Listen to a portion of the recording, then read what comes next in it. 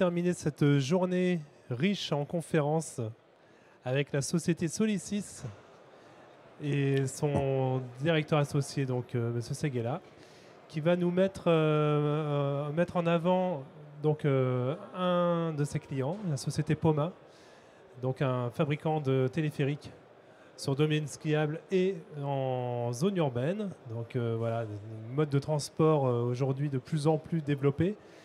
Donc Monsieur Bertolami est lui directeur adjoint de l'exploitation et de la maintenance chez Poma. Donc il va venir vous parler de son retour d'expérience avec Solisys justement sur toute la mise en place de la digitalisation au service de la maintenance.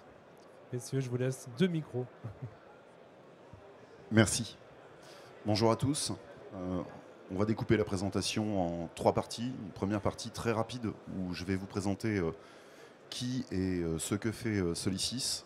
Une deuxième partie qui est vraiment liée à notre sujet ici. Et une troisième partie où je laisserai intervenir Olivier Bertolami sur l'expérience qu'il a pu avoir avec Solisys dans la mise en place de cette application de digitalisation de la documentation. Je m'appelle Arnaud Seguela. Je suis directeur associé chez Solisys. C'est une petite société qui existe depuis 2011. Historiquement, on est basé sur Angoulême. On a créé un bureau il y a un peu plus d'1 an sur Toulouse. On essaye de développer le marché sur Toulouse. Et on a 16 collaborateurs. Ce qu'on fait, c'est des applications spécifiques et sur mesure. Je ne viens pas ici vous présenter un produit que je commercialise dans une belle boîte en carton bien marketée. Non, ce qu'on fait, c'est s'adapter aux besoins des clients et répondre par des solutions véritablement spécifiques à des besoins très particuliers. On fait de la conception, du développement et de l'accompagnement. Ce n'est pas juste on livre, c'est on accompagne dans le temps. Pour quel secteur? Principalement l'industrie et plus particulièrement la maintenance dans l'industrie. Vous avez en bas quelques références. Pour tous, on travaille sur la maintenance. J'en ai fini avec le côté pub. Je vais essayer de vous parler de la maintenance et de la digitalisation. Le digital dans la maintenance, c'est un grand concept, on en entend beaucoup parler, mais en définitive, c'est quoi aujourd'hui le digital? Pour nous, c'est la dématérialisation des processus métiers. C'est l'amélioration systématique en passant par les outils informatiques et le numérique pour pouvoir aller plus loin et se retrouver dans des cercles vertueux qui permettent d'améliorer systématiquement les processus. Du coup, quand on fait du digital, on passe forcément par la transformation digitale. C'est la collecte des données et la capacité à l'exploiter, l'analyser en vue d'optimiser les processus de travail. C'est valable dans la maintenance, mais c'est aussi valable dans d'autres domaines d'activité de l'industrie. Donc je le disais, c'est un cercle vertueux qui poursuit des objectifs qui sont multiples. La traçabilité, qui a fait quoi, à quel moment, quel matériel a été vérifié, et est-ce qu'on est sûr qu'on est dans des conditions de sécurité optimales. C'est la compétitivité et l'avantage concurrentiel. Plus on est meilleur sur les phases d'exploitation des matériels que l'on produit et que l'on installe, plus on a un avantage concurrentiel. C'est mieux associer aussi les partenaires, les clients et les sous-traitants au process. C'est véritablement les intégrer et digitaliser l'ensemble de l'information qui va être traitée tout au long de la conception et de la production du matériel qui, par la suite, va être maintenu. Sur des matériels qui vont être maintenus, il peut y avoir une porte automatique. Bon, ça c'est assez simple. Il peut y avoir du transport de personnes. On pourrait croire que c'est simple, mais il y a la sécurité des passagers qui est en jeu. Du coup, la maintenance est beaucoup plus importante que pour une simple porte automatique. C'est très important de pouvoir mettre tous les intervenants dans la boucle dès le départ. Gagner du temps, retour sur investissement, ça c'est de l'argent. C'est super important de pouvoir se dire, ok, mes opérations de maintenance grâce à la digitalisation, elles vont me permettre d'aller plus vite, de gagner plus d'argent sur mes contrats de maintenance. Fidéliser les clients, etc. Il y a plein d'avantages à digitaliser ces process de maintenance. Dans l'industrie, ça passe forcément par être connecté. Internet. C'est un des critères de développement de l'ONU, il faut avoir accès à l'Internet. Alors ça peut paraître bête comme situation de départ, mais il y a des industriels chez lesquels on n'a pas accès à Internet. Quand vous travaillez avec des entreprises qui fabriquent des sous-marins nucléaires ou des frames d'intervention militaire, avoir Internet dans l'atelier pour faire la maintenance, c'est impossible. Ça passe par de l'IoT, ça a été cité tout à l'heure dans les conférences précédentes. En effet, c'est la capacité de pouvoir capter de l'information, de pouvoir les remonter dans un système. Donc on aura les informations à disposition. C'est bien, mais ce n'est pas suffisant de les avoir à disposition. Aujourd'hui, on parle beaucoup de big data, de business intelligence et de data science. C'est ce qui va permettre d'exploiter l'ensemble des informations qui vont être, par exemple, collectées par les systèmes IoT. Intelligence artificielle, ça a été l'objet d'une des questions tout à l'heure. Évidemment, c'est apprendre à partir de l'ensemble des données qu'on a réussi à collecter et envisager des nouveaux processus, envisager des nouvelles méthodes. XR, c'est un nouveau terme qui est sorti il y a quelques mois. C'est la réalité augmentée, la réalité virtuelle, la RA, la VR. Ils ont transformé ça, ils ont mis XR pour dire c'est les deux, si c'est le mixte, etc. À partir de toutes ces technos-là, on peut s'engager dans la digitalisation, le digital pour la maintenance. Du coup, la maintenance, c'est quand même des opérateurs qui le font. Et les opérateurs, pour faire leur maintenance avec du digital, ils vont avoir besoin d'un certain nombre d'outils. Ils vont d'abord avoir besoin de formation. Avant, les formations, c'était des classeurs, avec des pages qu'on tournait, et on apprenait par cœur des schémas et ce qui était écrit. Une documentation à jour. Les process de maintenance évoluent systématiquement. Lorsqu'il y a des pannes, il y a des bulletins services qui sont émis par les constructeurs et qui disent la procédure de maintenance, elle a évolué, elle change. Vous devez maintenant faire comme ça. Très important pour les mainteneurs d'avoir cette documentation à jour. D'avoir aussi des documents de traçabilité. Qu'est-ce qui a été réalisé comme maintenance sur l'équipement que je suis en train de maintenir? Est-ce que la maintenance des 6 mois a réellement été réalisée? Dans quelles conditions? Est-ce que toutes ces étapes ont été franchies par l'opérateur, le mainteneur précédent? Est-ce que je dois le faire à sa place? Des guides visuels. Là, on part un peu dans la science-fiction. Alors, on commence à en voir, notamment de la réalité augmentée, où, vous savez, on voit ces mainteneurs avec des casques de réalité augmentée sur la tête. C'est généralement des HoloLens ou des DAQRI. Et ils regardent leur machine et comme par magie, il y a plein d'indications qui apparaissent dans l'espace et qui les guident à travers leur process de maintenance. Ça existe, c'est pas encore des produits, c'est pas encore industrialisé, c'est plutôt de la preuve de concept qui est fait spécifiquement pour un matériel. Et enfin, l'assistance en temps réel, on parle aussi de remote assist. C'est le fait de pouvoir mobiliser un expert qui n'est pas là, qui n'est pas présent sur site, mais qui est connecté simplement via un flux audio, un flux vidéo, et qui va pouvoir guider l'opérateur sur sa procédure de maintenance. Ces deux éléments-là ont été mis dans une suite logicielle, Dynamics 365 de chez Microsoft, et est en version bêta pour le moment, et va sortir en version normalement prod sur la paire de HoloLens 2, que on peut essayer dans certains salons, mais pas tous.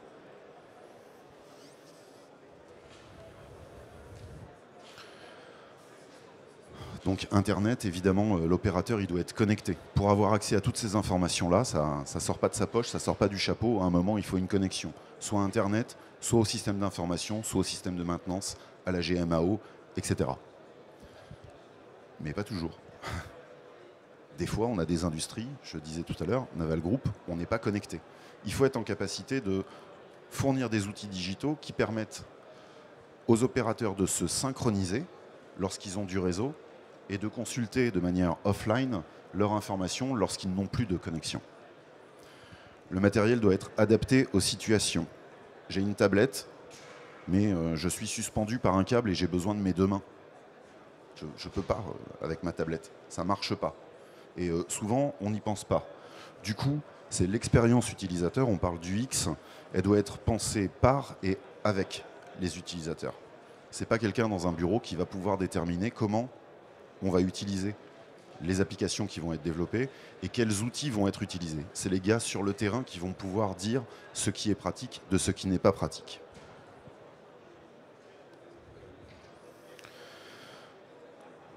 Vers quoi faut-il tendre? Zéro papier, mais ça fait longtemps qu'on le dit. Ça s'inscrit dans des nouvelles démarches. C'est green, c'est vachement bien, c'est éco. Il faut le faire. Au-delà de ça, si on n'a plus de papier, ça veut dire que on va avoir l'information en numérique. On peut l'avoir mieux qu'en numérique, on peut l'avoir en digital. Il y a plusieurs définitions qui existent sur le c'est quoi le numérique, c'est quoi le digital. Certains diront le numérique, c'est la traduction de digital en anglais, en français. Nous, on a tendance à penser que ce qui est numérisé, c'est un document papier qui a été scanné. C'est top, on peut l'avoir et le diffuser sur l'Internet. Parfait. L'info, elle n'est pas structurée. On ne peut pas rechercher dedans, on ne peut rien faire avec, on peut juste le lire. Et après, vous avez le deuxième niveau, c'est la digitalisation, c'est-à-dire la structuration de l'information que l'on va donner aux opérateurs. Diffuser la donnée, collecter des données, l'opérateur doit être en capacité de fournir de l'information. Il n'est pas simplement là pour récupérer de l'information et faire son opération, il est là pour prendre de l'info, faire son opération et redonner une information en contrepartie. Et enfin, il est essentiel de ne pas se jeter dans le bain comme ça, à corps perdu. Il faut véritablement établir une stratégie de digitalisation et bien la penser en amont avant de faire le premier pas dedans. Notamment au niveau des budgets qui sont nécessaires de consacrer. Rapidement, quelques exemples, j'en ai parlé. C'est un futur proche. Réalité augmentée, on a l'opérateur, il a son casque sur les yeux. Ce qu'il faut savoir, c'est que ça tient une demi-heure en charge, qu'il faut nécessairement avoir une connexion Internet, ou en tout cas une connexion Wi-Fi pour pouvoir l'utiliser, et que vous pouvez embarquer que très peu d'informations à l'intérieur de ces dispositifs matériels. Réalité virtuelle, est-ce que ça va marcher? Ouais. On parlait de formation tout à l'heure. La formation des opérateurs de maintenance, c'est important. Et on n'a pas toujours les machines sous la main pour pouvoir les former, ou on ne peut pas toujours mobiliser les machines pour pouvoir les former aux opérations de maintenance.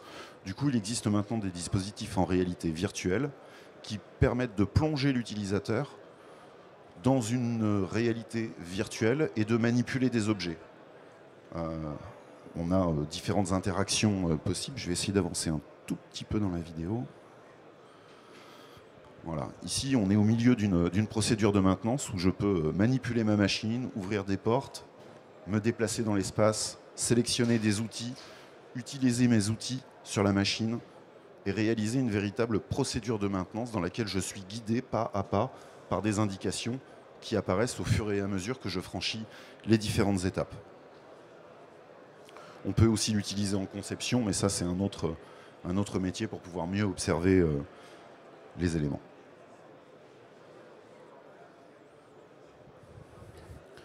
Là, on est véritablement dans la digitalisation de la maintenance. On va rédiger des procédures de maintenance qui vont être structurées. Ensuite, on va pouvoir dire ces procédures de maintenance génériques, je vais aller les contextualiser sur un matériel bien précis qui existe véritablement. La pompe numéro 1 et la pompe numéro 2 dans mon bateau, elles ne sont peut-être pas implémentées exactement de la même façon. Et il y a peut-être une paroi qui vient gêner pour certaines opérations de maintenance sur la 1 et pas sur la 2. Du coup, on va pouvoir contextualiser une procédure qui est générique. On va pouvoir demander aux opérateurs ensuite d'exécuter cette procédure et en même temps de récupérer des ERQ. Les ERQ, enregistrements relatifs à la qualité, donc de remonter des taux d'usure, des taux de pression, des dimensions, etc. Et de pouvoir, derrière les opérations de maintenance, exploiter ces ERQ, exploiter le REX, le retour d'expérience des opérateurs qui vont pouvoir dire « ta procédure, elle est bien, mais par contre, il manque telle étape pour démonter le carter, il faut la changer ». Mettre à jour la procédure, on vient de boucler la boucle. Si on met à jour la procédure, ça veut dire qu'on réédite la procédure en V2 et on peut repartir dans un process de maintenance qui va aider l'opérateur. Là, on est vraiment dans la digitalisation. sur les autres parties, on est sur des morceaux de numérisation et des morceaux de digitalisation. Voilà. J'espère que ça vous aura éclairé. Je vais céder la parole à Olivier Berthelamy de la société Poma, pour qui on a mis en œuvre une solution de dématérialisation de la documentation de maintenance. Oui, merci Arnaud. Donc effectivement, Poma, on est constructeur de transport par câble. Alors les transports par câble, on pense aux téléphériques dans les stations de ski. C'est vrai, c'est encore une grosse partie de notre activité. Mais de plus en plus, on a l'apparition de nouveaux marchés sur le tourisme depuis quelques années et sur de l'urbain. Donc aujourd'hui, le transport par câble est un réel moyen de transport utilisé dans les villes. Le fait qu'il soit utilisé dans les villes ou dans des milieux touristiques, ça apporte une complexité supplémentaire. C'est le fait d'installer des machines à des endroits où la culture justement du transport par câble n'existe pas. On peut imaginer que si on installe un téléphérique à Saint-Lary ou à d'autres endroits dans les Pyrénées, il y a d'autres téléphériques, il y a des gens qui ont cette compétence-là, cette culture-là, et ça va être plus facile. Et le problème, ou le challenge plutôt, c'est que on les met de plus en plus partout dans le monde. Aujourd'hui, plus de 60% du chiffre d'affaires de Poma se fait à l'international. Et on a une diversification, c'est qu'aujourd'hui, en plus de les construire, nos clients nous demandent de plus en plus de les exploiter, de les maintenir pendant les années qui suivent l'installation pour assurer un transfert de compétences. Et là, les points que vous voyez sur la carte en vert foncé, c'est les endroits où Poma est exploitant et ou mainteneur de transport par câble. Et cette carte est encore pas tout à fait à jour parce que ça va très vite. Et en fait, je montre cette carte pour illustrer notre challenge qui est de former de plus en plus de monde, de donner de l'information à de plus en plus de monde à travers le monde, dans plusieurs langues, et avec les problématiques qu'Arnaud a illustrées, de trouver l'information et de mettre à jour, de donner la documentation à jour à nos clients. Donc, la transformation digitale, pour nous, c'est un vrai parcours. Il a commencé il y a quelques temps et il va continuer encore. On sait qu'on n'est pas au bout du chemin, mais voilà, les problématiques qu'on a voulu adresser en premier, ça a été la notion de trouver la bonne information et la notion de formation dématérialisée. Je vais parler en 2 mots de la formation dématérialisée pour l'illustrer. Par exemple, à Saint-Domingue, en République dominicaine, on a construit un transport par câble. Et derrière, le client, 3 mois avant sa mise en service, nous dit je serais intéressé pour vous confier les clés et pour vous l'exploitiez, le maintenir pendant 3 ans. Et en 3 mois, il a fallu qu'on recrute et qu'on forme 50 personnes pour l'exploiter et le maintenir. Et donc là, on a pu utiliser des solutions de e-learning, des outils de simulation. Et au travers d'une plateforme de e-learning, on a pu diffuser ces contenus-là et assurer la traçabilité de toute la formation. Et ça, c'est quelque chose qui est réellement un enjeu pour nous. Parce que ces points bleus, là, ils sont en train de se multiplier. Et les points roses qu'on voit, et notamment Toulouse, va devenir bleu dans quelques temps. Et donc, il nous faut ces moyens de formation. Mais le sujet dont je voulais vous parler un peu plus en avant, c'est l'aspect digitalisation de la documentation technique. Parce que en écoutant nos clients, on s'est rendu compte qu'ils avaient énormément de mal à trouver la bonne information dans leur contexte, pour leur équipement. Alors c'est sûr, à la construction de l'appareil, on leur livre 3 classeurs de notices, 3 cartons de plan, et puis voilà, on leur dit bonne vie avec votre appareil et bon courage. Et en fait, on s'est aperçu que le challenge, c'était de trouver l'information. Et donc, avec Solisys, on a réellement travaillé à trouver une logique d'expérience utilisateur qui permet d'aller au plus vite et au plus juste, trouver la bonne information localisée pour un équipement. Donc, schématiquement, on arrive, là, bon, je suis Poma, j'ai accès à un certain nombre de sites, et je vais sélectionner le site de Champs-Rousses, par exemple, et je vais me retrouver sur 2 remontées mécaniques à la station de Champs-Rousses, qui est une station proche de Grenoble. Et je vais sélectionner un appareil, et donc c'est la télécabine de la Croix à Champs-Rousses, et donc je vais avoir tous ces pylônes géolocalisés, les gares aussi qui apparaissent aux extrémités. Et donc, en parallèle, je vais aussi avoir une arborescence, une nomenclature en fait de l'appareil qui défile. Et je vais descendre dans cette nomenclature, soit à l'aide de la géolocalisation, soit à l'aide de la liste déroulante, pour aller, par exemple, ici, au local de contrôle et accéder à de la documentation qui va être liée à des composants électriques, à des armoires électriques sur le contrôle-commande de l'appareil. Et donc, pour trouver la bonne documentation en français ou dans d'autres langues, parce que quand on est à l'international, par exemple au Vietnam, j'ai besoin de pouvoir trouver l'information que je veux en français, l'expliquer à mon client et qu'il puisse la lire en vietnamien sur la tablette que je lui présente. Donc voilà, il y a une vraie... on a vraiment travaillé l'ergonomie.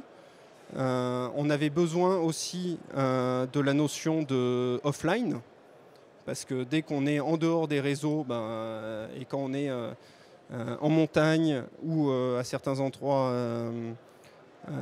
au Vietnam, on peut avoir besoin du offline, même si de plus en plus Internet est disponible. Voilà. Si j'avais une leçon à retenir et à partager de cette expérience, c'est que arriver jusqu'à un démonstrateur, ça a été passionnant. Ça s'est fait sur une échelle de temps relativement courte. Par contre, générer la donnée pour les 50 à 60 remontées mécaniques qu'on fait chaque année et les milliers de remontées mécaniques qui sont en activité dans le monde, ça c'est un tout autre parcours et c'est un vrai frein aujourd'hui que je vois à la digitalisation. Et c'est vrai que Arnaud, tu parlais de proof of concept, de démonstrateurs qu'on trouve sur les salons qui sont passionnants. On a envie d'y être, on a envie d'accéder à la documentation directement sur la machine. Mais voilà, le frein aujourd'hui, il y a un frein que j'identifie sur la donnée, sur la disponibilité de cette donnée-là pour tous les produits d'une gamme, du passé.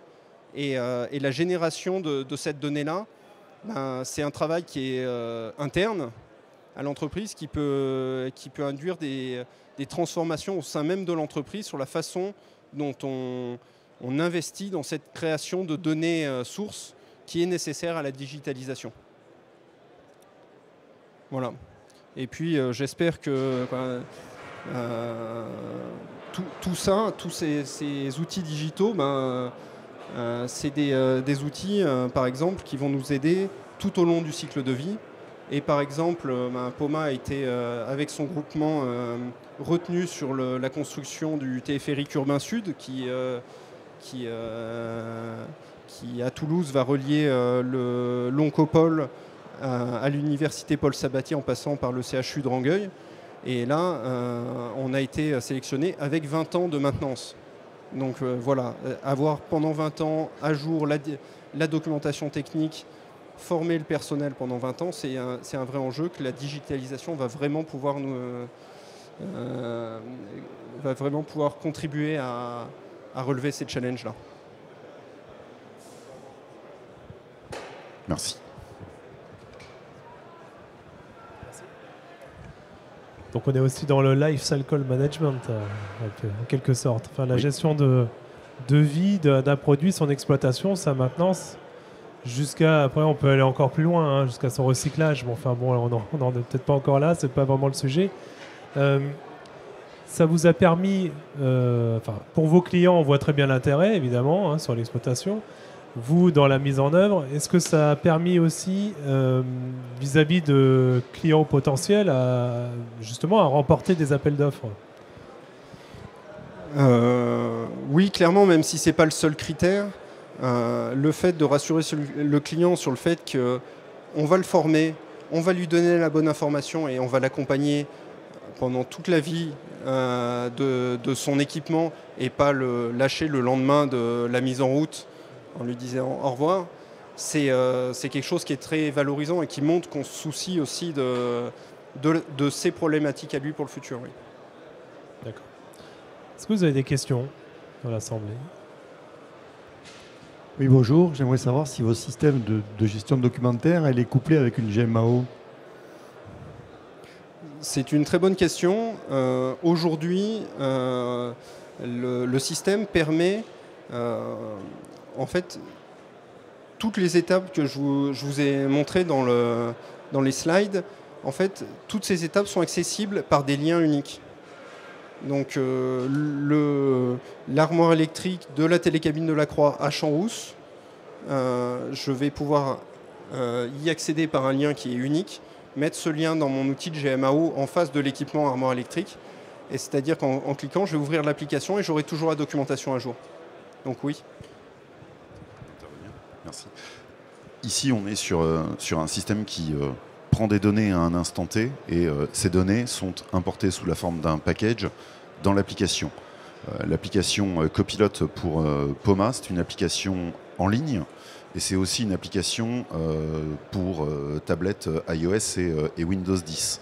C'est ce mode iOS et Windows 10 qui nous permet de faire du online et de stocker l'information en offline. On a d'autres systèmes et c'est parfaitement possible d'être connecté en live au GMAO. Là, il y a une frontière, c'est l'import qui est réalisé, un espèce de gros zip avec toute la documentation, tous les nœuds, toute l'arborescence, et c'est importé dans Copilot depuis la GMAO. Mais on pourrait être branché online. Ça fait partie des travaux et de la continuité numérique et digitale qu'on travaille avec Poma sur les projets 2019 et 2020. Je l'ai dit, tu peux plus reculer. Super. Bon, très bien. Est-ce qu'il y a d'autres questions? Non? Oui, j'aimerais savoir s'il y a un défi à relever à Toulouse, étant donné que les pylônes vont être à plus de 65 mètres de haut. Au niveau des cabines et de la maintenance, c'est comme il y a des vents de plus de 100 km/h, voilà, est-ce qu'il y a un défi pour vous? Alors, un défi, oui, parce que c'est un téléphérique urbain. Donc, l'insertion dans le milieu urbain représente en lui-même un challenge. Après, les composants qu'on utilise sont des composants qui sont éprouvés. Et les conditions climatiques qu'on rencontre en montagne sont d'une sévérité qui rend plus facile l'insertion dans un milieu urbain. Qui peut le plus, peut le moins. C'est ça. Après, il y a d'autres défis comme le taux d'utilisation, c'est-à-dire qu'ils sont utilisés à peu près 7 fois plus qu'en montagne. Très bien. D'autres questions? Nous allons pouvoir clore cette journée de conférence. Merci beaucoup. Merci à vous. Merci, monsieur, pour la société Poma, d'avoir témoigné, d'être venu jusqu'à Toulouse. Et merci à tous d'être venus aussi nombreux.